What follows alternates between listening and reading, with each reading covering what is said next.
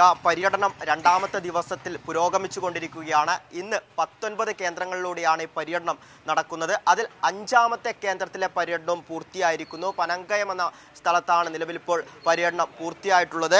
ഇവിടെ M സ്വരാജിൻ്റെ നാടാണിത്. M Swaraj ചെറുപ്പം മുതലുള്ള ഇടമാണ്. ഇവിടെ എം സ്വരാജിൻ്റെ നാട്ടുകാർ ഇപ്പോൾ നമ്മുടെ കൂടി. നമുക്ക് അവരിലേക്ക് പോകാം. എം സ്വരാജ് എന്ന സ്ഥാനാർത്ഥി LDFിൻ്റെ ഭാഗമായി മത്സരിക്കുന്നു. എത്രമാത്രം പ്രതീക്ഷയാണുള്ളത്? പൂർണ്ണമായ വിജയപ്രതീക്ഷ. അതിൽ കുറഞ്ഞൊന്നുമില്ല. ഞങ്ങൾക്ക് ഈ പഞ്ചായത്തിൽ ഏതാണ്ട് 5000-ഓളം വരുന്ന വോട്ട് ഞങ്ങൾ ഭൂരിപക്ഷം ഈ പഞ്ചായത്തിൽ തന്നെ.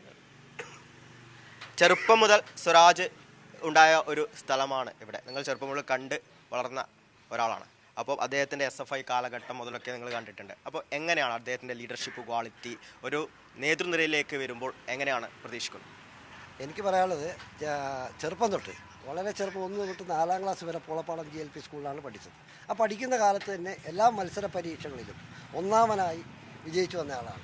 എല്ലാ മത്സര പരീക്ഷകളും ഒന്നാമനാവുകയും അതിനുവേണ്ടി പ്രചോദനം എന്ന് വെച്ചാൽ ഞങ്ങളിപ്പോഴും ഓർക്കുന്നു, എന്തുകൊണ്ട് എന്നുള്ള ആ പുസ്തകം ആദ്യമായി ഉദ്ഘാടനം ചെയ്ത് ഞങ്ങൾ വീട്ടിൽ കൊടുത്ത് ഉദ്ഘാടനം ചെയ്ത് അതിൽ ഞാൻ അഭിമാനിക്കുന്ന ആ വായന, ആ പരക്കെയുള്ള അറിവ്, ഈ അറിവ് ഇന്ന് കേരളത്തിൽ ഒരു നേതാവിനും ഉണ്ടെന്ന് എനിക്ക് തോന്നുന്നില്ല. അത്ര അറിവുള്ള ഒരാളാണ്.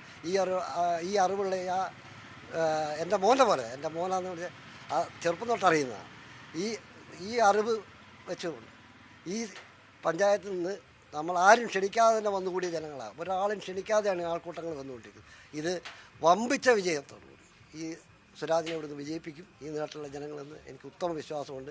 ചെറുപ്പം തൊട്ടറിയുന്ന നേതൃത്വ പാഠവും ഇത്ര കർശനമായ നേതൃത്വപാഠമുള്ള ഒരു പയ്യനെ ഞാൻ കണ്ടിട്ടില്ല. ഒരുപാട് ആളുകൾ പരന്ന വായന, ഏതൊരു കാര്യത്തെക്കുറിച്ച് ചോദിച്ചാലും വളരെ വ്യക്തമായ മറുപടി തരുന്ന ആളാണ്.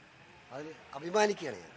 ഈ മണ്ഡലത്തിൽ ഈ തെരഞ്ഞെടുപ്പിൻ്റെ ഭാഗമായിട്ട് ഏറ്റവും ആദ്യം UDF ആയിരുന്നു സ്ഥാനാർത്ഥിയെ നിർത്തിയിട്ടുണ്ടായിരുന്നത്. പക്ഷേ LDF സ്വരാജിനെ പ്രഖ്യാപിച്ചതോടുകൂടി UDF സ്ഥാനാർത്ഥി ചിത്രത്തിൽ നിന്ന് മാഞ്ഞു പോകുന്ന ഒരു കാഴ്ച കണ്ടിട്ടുണ്ടായിരുന്നു. ഓരോ കേന്ദ്രങ്ങളിലും അത്തരത്തിൽ വലിയ ഒരു ജനപിന്തുണയാണ് അദ്ദേഹത്തിന് നിലവിൽ കിട്ടിക്കൊണ്ടിരിക്കുന്നത്.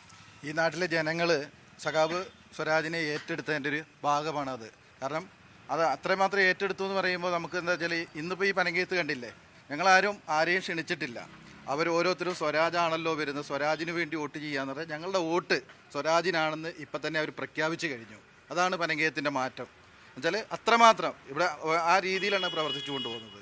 അതേപോലെ ഏത് കാര്യത്തിലും നമ്മളൊരു കാര്യം ഇപ്പോൾ ഇവിടെ കൈ കൊടുത്ത് ഇങ്ങനെ പോയി ഇങ്ങനെ നോക്കി പോകുമ്പോൾ തന്നെ ആ ആൾക്കാർ ആ സഖാവിൻ്റെ മനസ്സിലേറി കഴിഞ്ഞിരിക്കും. കാരണം നമ്മൾ അത്രമാത്രം ഓർമ്മശക്തിയാണ്.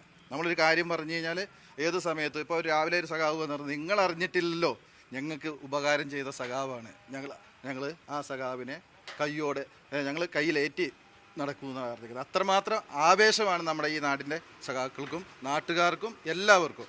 അല്ലേ, ഒരാളും കയറി കെട്ടിപ്പിടിച്ചുകൊണ്ടാണ് ആലിംഗനം ചെയ്തു പോകുന്നത്. അതേ ഒരു അവസ്ഥ ഒരു UDFിൻ്റെ അല്ല BJPയുടെ ഒരാൾക്കും കിട്ടാത്തൊരു ആവേശമാണ് ഇന്ന് സഖാവിന് കിട്ടിയത്.